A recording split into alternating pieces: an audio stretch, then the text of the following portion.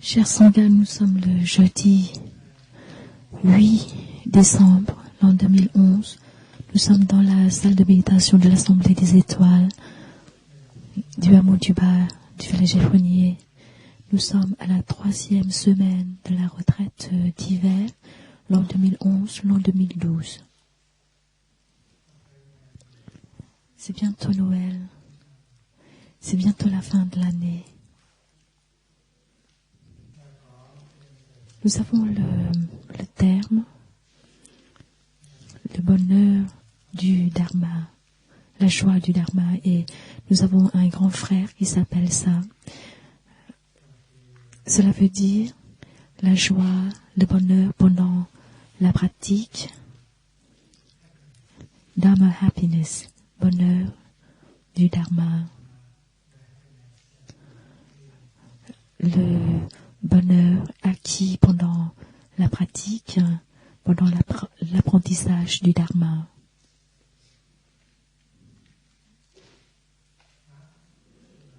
Le Dharma signifie les enseignements du Bouddha. Le Dharma est aussi la pratique qui apporte la transformation, la joie. Et c'est pour ça, si nous savons comment l'utiliser, nous sommes heureux. Et ce bonheur s'appelle le bonheur du Dharma.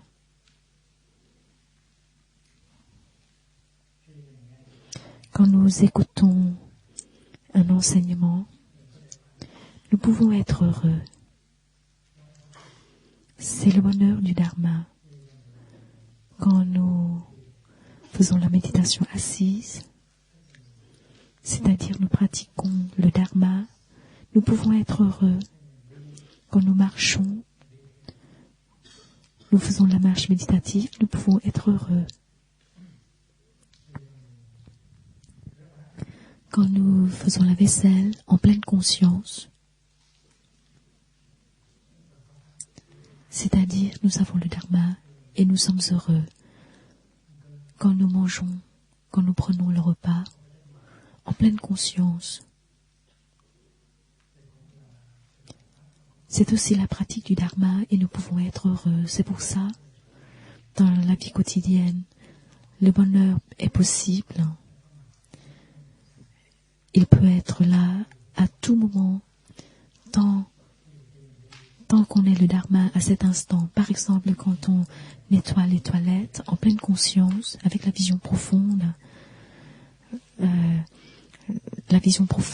qu'on a des toilettes pour nettoyer, alors on est heureux. Ou à Moudio, il y a un retraitant venant de Bordeaux, et hier, il a partagé qu'il a été dans l'armée. Et dans l'armée, le nettoyage des toilettes, c'est la pire chose à faire. Mais au village des Pruniers, il a appris que nettoyer les toilettes, c'est aussi le bonheur. Et il est là, il est ici, avec nous, en ce moment.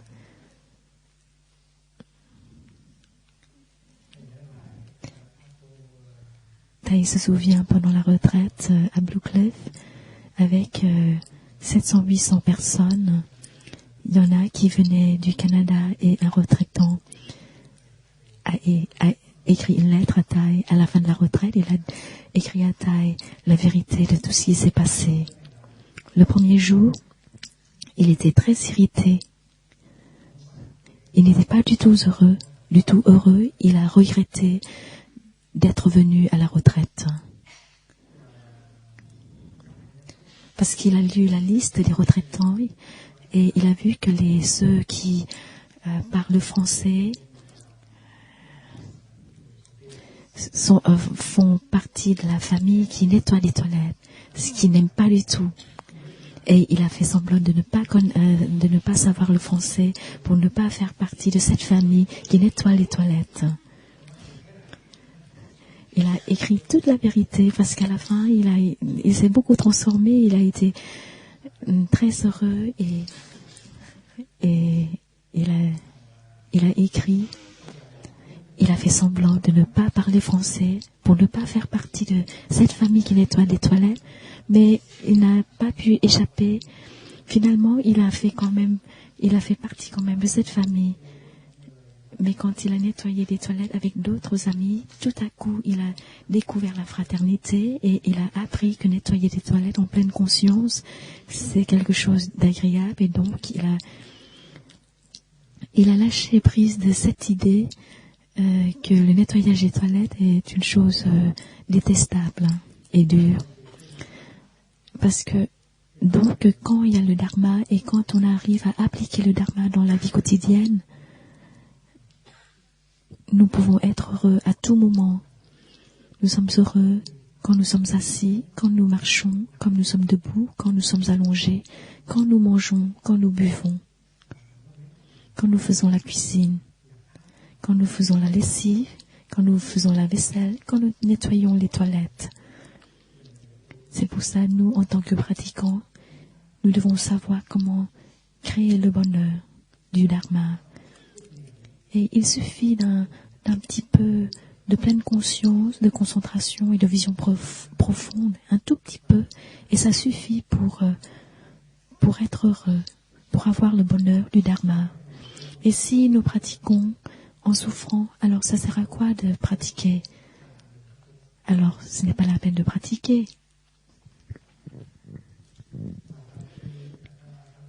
Et nous avons le terme bonheur du dharma, et puis ensuite nous avons aussi le terme la joie de la méditation, c'est-à-dire la joie, le bonheur acquis pendant la méditation. C'est notre nourriture quotidienne. Les pratiquants doivent avoir la joie pendant la pratique, pendant la méditation. Et la méditation n'est pas une chose difficile. Il suffit juste d'un petit peu de pleine conscience, de concentration et de vision profonde pour créer du bonheur. Par exemple, pendant le repas,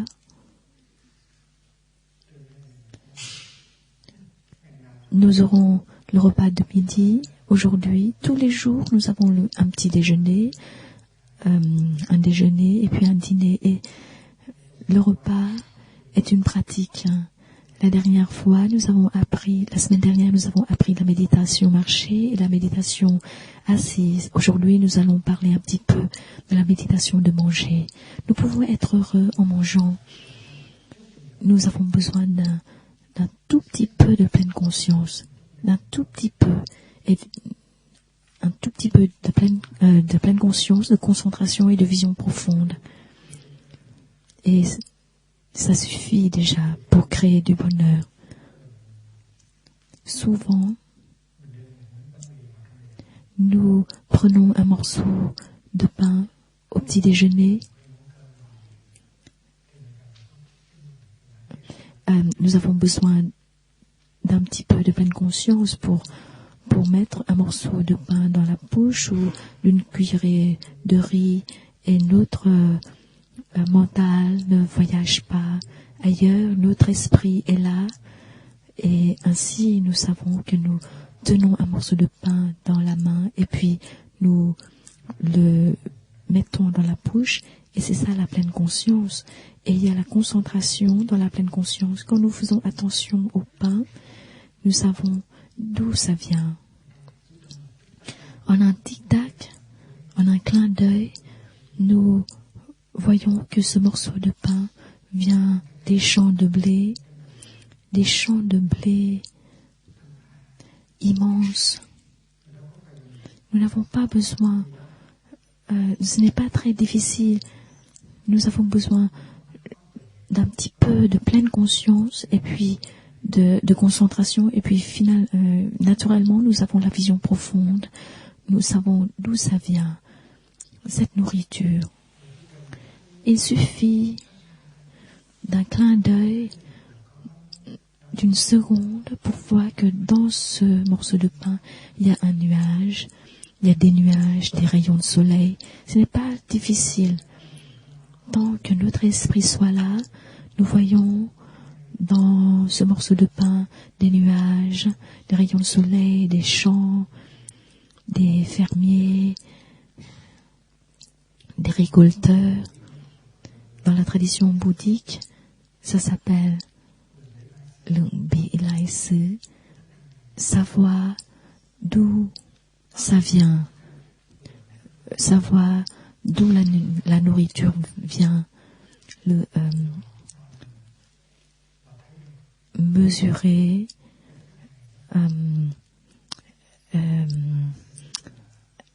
investiguer, faire de recherches pour savoir d'où ça vient. C'est ça la signification de ce terme.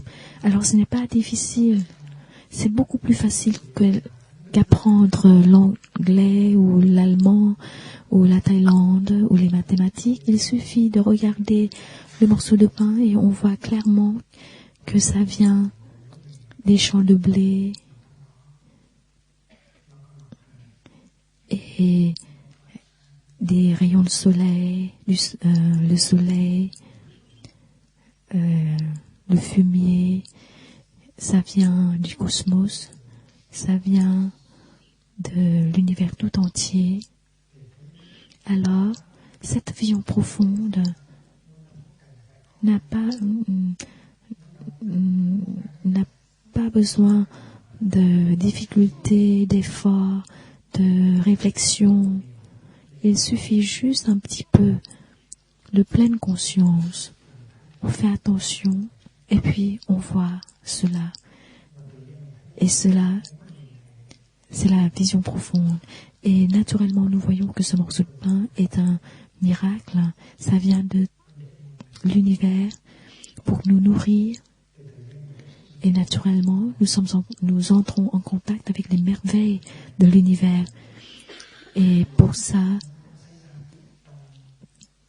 ça se passe en 1 seconde ou 2 secondes.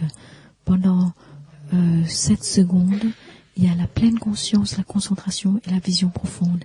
Et cette vision profonde nous permet d'entrer en contact avec tout l'univers. Et ça nous apporte la joie. Dans la vie quotidienne, nous pouvons nous isoler parce que les soucis, la souffrance, la tristesse, l'angoisse en nous, tout ça, ça nous isole et nous ne pouvons pas entrer en contact avec les merveilles de la vie. Alors maintenant, nous prenons un morceau de pain, nous le regardons pendant 1 seconde, nous le reconnaissons que c'est un morceau de pain dans lequel il y a le soleil, les nuages, les champs de blé, le travail. Et nous réalisons que c'est un messager de l'univers qui nous nourrit, envoyé par l'univers pour nous nourrir. Et naturellement, nous nous sentons plus isolés parce que nous sommes en contact avec les merveilles et nous sommes nourris. Nous ne sommes pas nourris par ce morceau de pain. C'est vrai que ce morceau de pain nous apporte un peu de nutriments, mais ça nous apporte beaucoup plus toutes les merveilles de l'univers. Dans la tradition chrétienne, quand les gens pratiquent l'Eucharistie, les chrétiens voient que le morceau de pain est le corps de Jésus-Christ.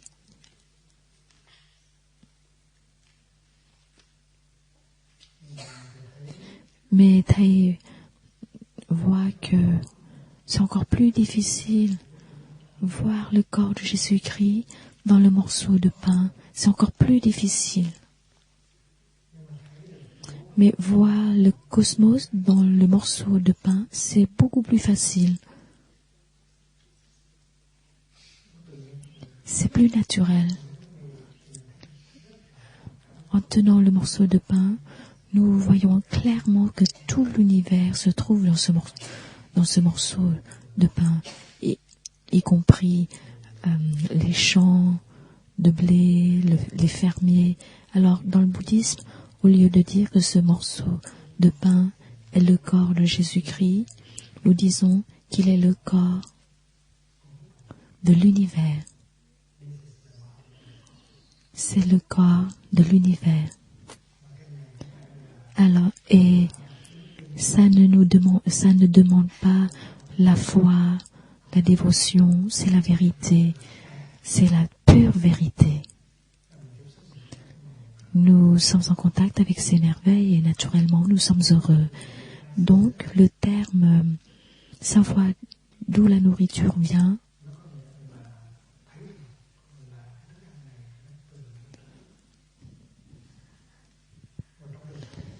et dans la tradition,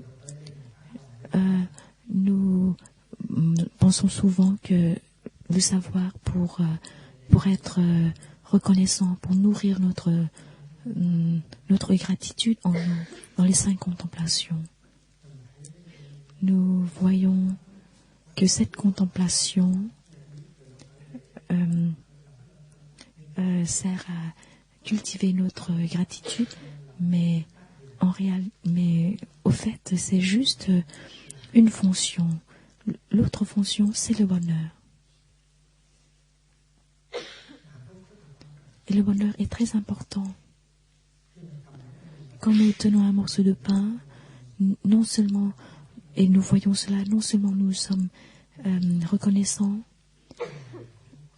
mais nous sommes en contact avec les merveilles de l'univers, et ce contact entre nous et le morceau de pain apporte, ça nous nourrit et ça apporte la joie, la gratitude, et d'un côté, et de l'autre côté c'est le bonheur. Assis avec la sangha, nous mangeons ce morceau de pain, nous sommes heureux. Nous ne sommes pas isolés. Nous sommes en contact avec la sangha, avec le cosmos, grâce à ce morceau de pain. En mangeant comme cela, nous n'avons pas besoin de penser.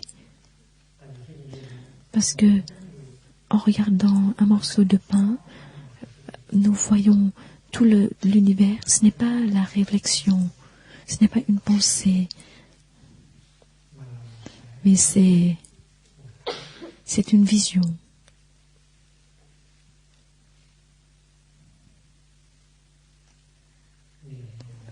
Pleine conscience, concentration et vision profonde ne sont pas une pensée. Pleine conscience, c'est être là. Concentration, c'est l'attention. Et vision profonde, c'est la vision. Et tout ça, ce ne sont pas des pensées. Et quand nous pratiquons, en général, nous mettons fin aux pensées pour permettre à la pleine conscience, à la concentration et à la vision profonde d'être là. Et quand nous avons ces 3 éléments, nous sommes heureux. Quand nous offrons du riz au Bouddha, nous chantons.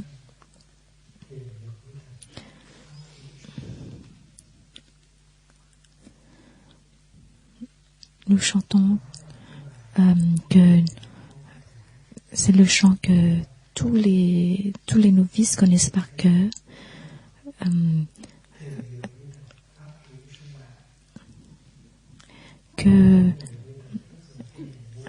Que la joie de la méditation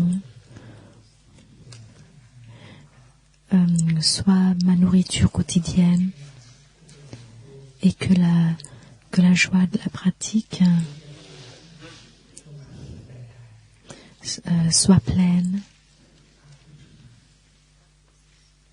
que ma joie de la méditation soit pleine, soit abondante. Et quand nous mangeons, et si nous nous laissons penser à 1000 d'autres choses, alors nous ne sommes plus présents pour la sangha, pour la nourriture. Ce morceau de pain vient de l'univers. C'est une merveille et nous ne faisons pas attention à lui. En le mâchant, nous ne savons pas ce que nous sommes en train de mâcher. Nous mâchons les soucis, la tristesse, la souffrance, nos pensées. Alors ce serait très dommage.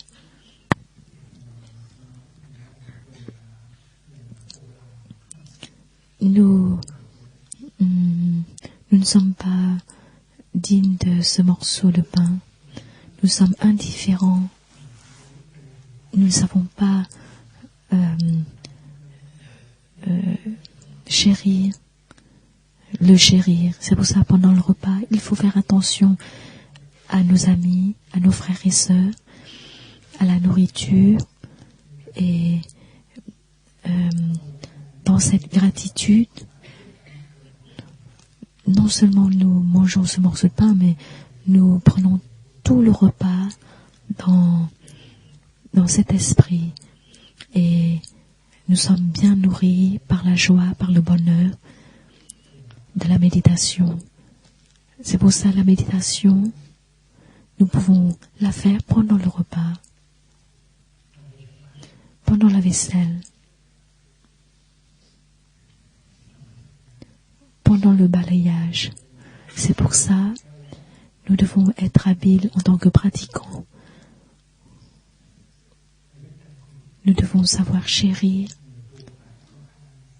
Nous devons avoir la capacité de créer le bonheur pour nous à chaque instant de la vie quotidienne.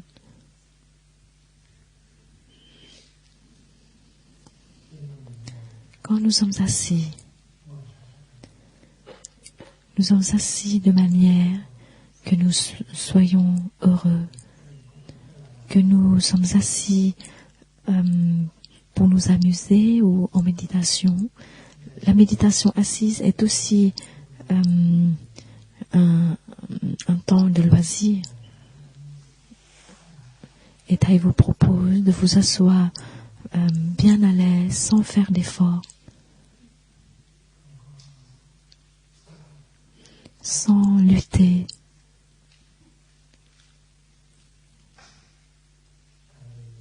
Parce que si nous faisons des efforts, si nous luttons, il y a la tension. C'est pour ça qu'il faut nous asseoir bien à l'aise, dans la détente. J'inspire. Je suis conscient de mon corps. Je suis assis bien solide.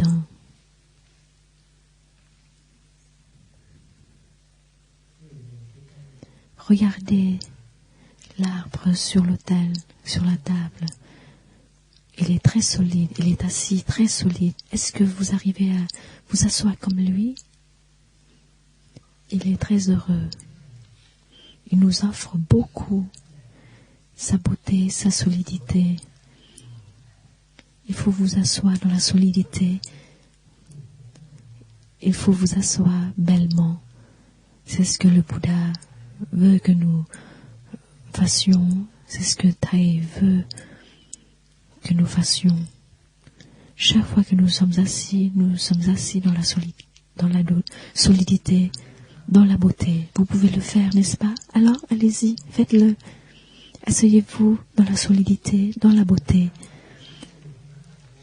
Mais ce n'est pas ce que Thaï veut ou le Bouddha veut. Non, vous aussi, vous voulez ça, n'est-ce pas? Vous voulez vous asseoir dans la solidité et dans la beauté. Alors pourquoi vous ne le faites pas pour satisfaire vos besoins, votre souhait? J'inspire. Je suis assis solidement. Je suis assis bien solide et naturellement notre dos se dresse.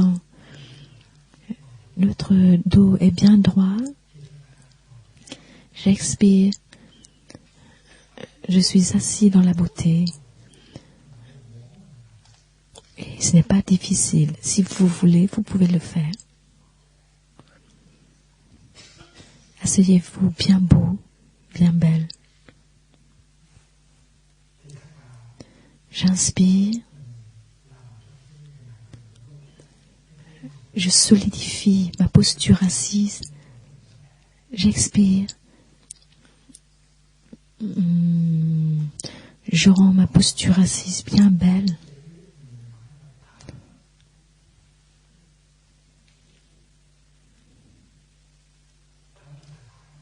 Et je respire bien confortablement.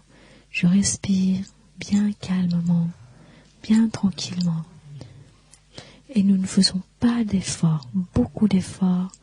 Nous n'avons pas besoin de travailler dur pendant la respiration. Pourquoi il faut travailler dur? Pourquoi il faut faire beaucoup d'efforts pour respirer? J'inspire, je me sens bien. J'expire.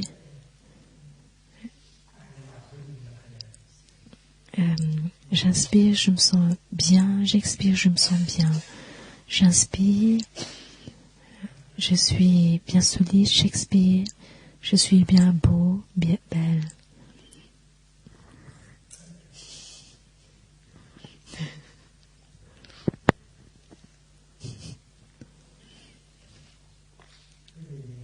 Regardez cet arbre.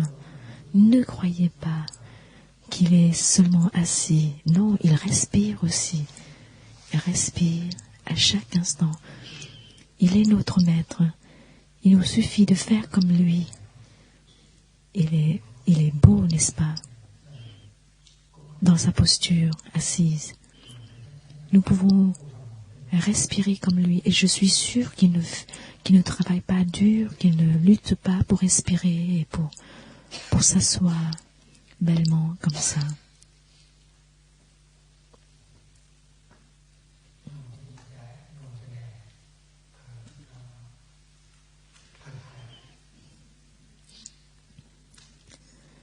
Asseyez-vous bien solidement.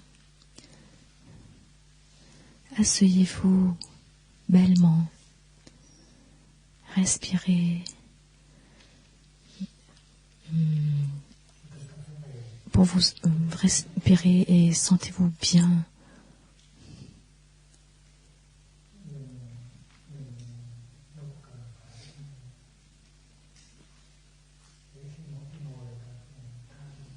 Et respirez calmement. Si on n'arrive pas à faire ça, alors ça sert à quoi de méditer sur des kun'an? Quand nous respirons et nous nous asseyons comme ça, nous sommes prêts à arrêter toute pensée.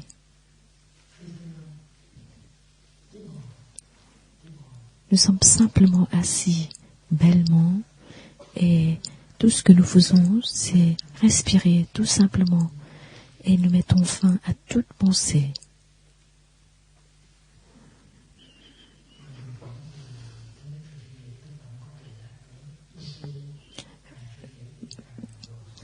Nous croyons que si nous mettons fin aux pensées, nous n'aurons pas la vision profonde.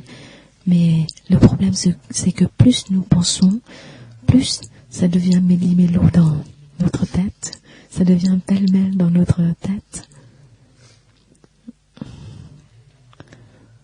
Peut-être pendant notre respiration, pendant notre assise, il y a des visions profondes qui surgissent extraordinairement. C'est extraordinaire. Les visions profondes arrivent à Thaï. Ce n'est pas pendant la méditation, mais pendant Thaï. Ce n'est pas pendant que Thaï réfléchit ou il pense. Non, c'est à tout moment. Chaque fois, c'est quand Thaï ne pense à rien. C'est pour ça, arrêter la pensée, ramener l'esprit à notre corps.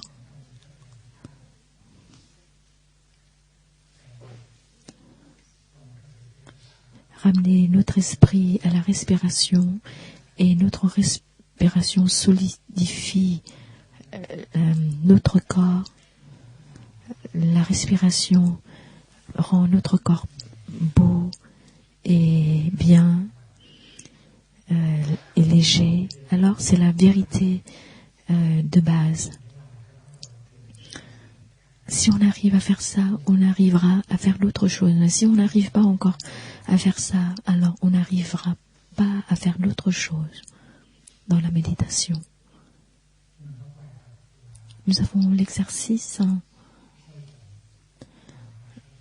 plus profonde, plus douce. J'inspire, j'expire, plus profonde, plus douce. Je me calme, je relâche. Alors c'est la même chose ici. Je Je respire calmement. Cela signifie que je calme mon corps pour soulager toute la tension, calmer nos sensations, nos émotions.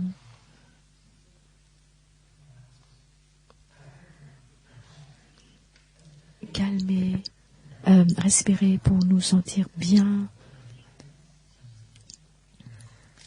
Et il faut respirer de manière que nous nous sentions bien. Quand nous expirons, nous nous sentons calmes, paisibles. Et vous savez que tout le monde peut faire ça. Ce n'est pas difficile. On n'a pas besoin de réfléchir et de faire des efforts. Et quand nous sommes assis comme ça, nous sommes heureux. Nous sommes heureux parce que nous nous sentons solides, beaux, bien, calmes. Hier, à Shanghai, dans la chambre de Thay a écrit pour chaque hameau une calligraphie. Thay a écrit: je suis calme en respirant, je suis heureux pendant l'assise.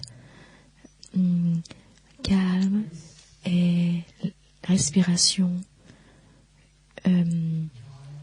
joie et l'assise. Calme ou la paix.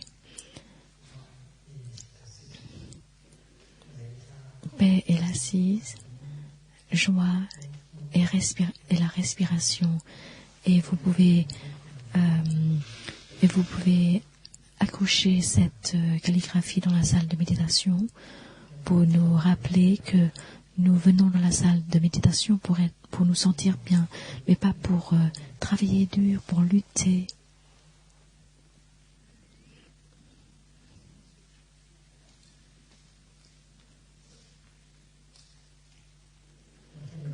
Et quand nous marchons, c'est pareil. Nous marchons de notre chambre à la salle de méditation ou à la salle à manger. Nous marchons de manière que le dharma, que la méditation soit là. Et dès que le dharma et la méditation sont là, le bonheur est là. Le bonheur est là. Marchons tranquillement. Marchons bellement.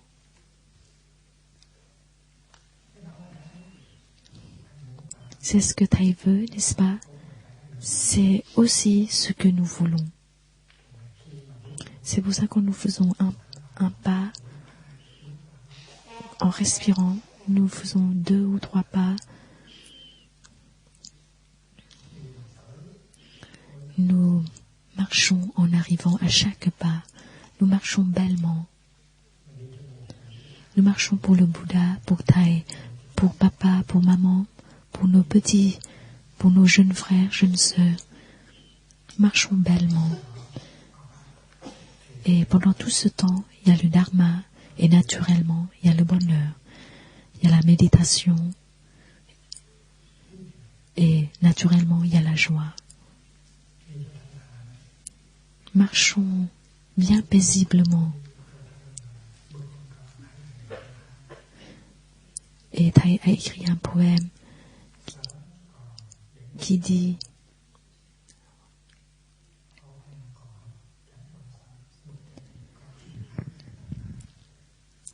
fais des pas dans la liberté, fais des pas tranquillement.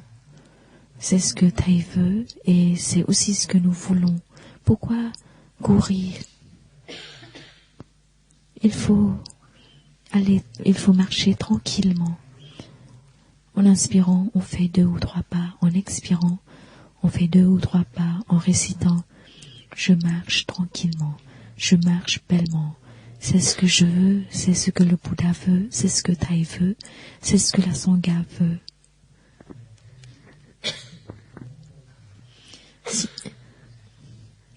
quand nous réussissons dans la pratique, nos parents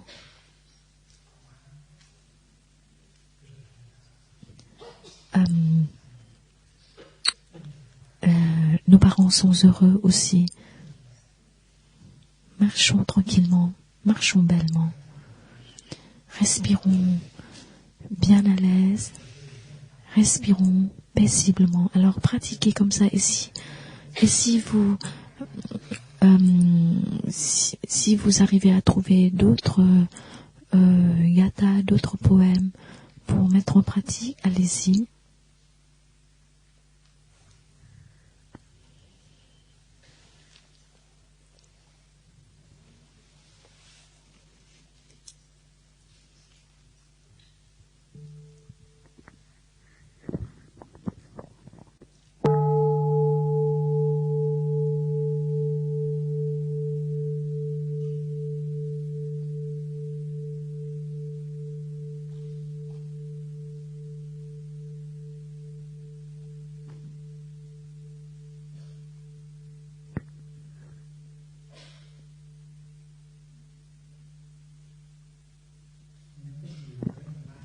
Si vous venez au village Éperonier une semaine et vous pouvez amener chez vous cela, alors c'est très bien, parce que c'est ce qui est très précieux au village Éperonier. La respiration consciente, la marche méditative, l'assise en pleine conscience. Ramenez tout ça chez vous et mettez en pratique. Et nous pouvons nous asseoir comme ça, bien sûr dans une salle de méditation, mais aussi au bord de la rivière, sur l'herbe. Si nous savons comment, nous pourrons nous asseoir de la même manière. Et quand nous marchons dans la rue, si nous savons comment, nous pouvons marcher de cette manière. Nous ne marchons pas seulement au village des Pruniers comme ça. Nous pouvons amener tout ça chez nous. Nous sommes assis dans la solidité, dans la beauté. Nous marchons paisiblement, bellement, et nous respirons bien à l'aise, nous respirons paisiblement. Maintenant, nous continuons avec les versets.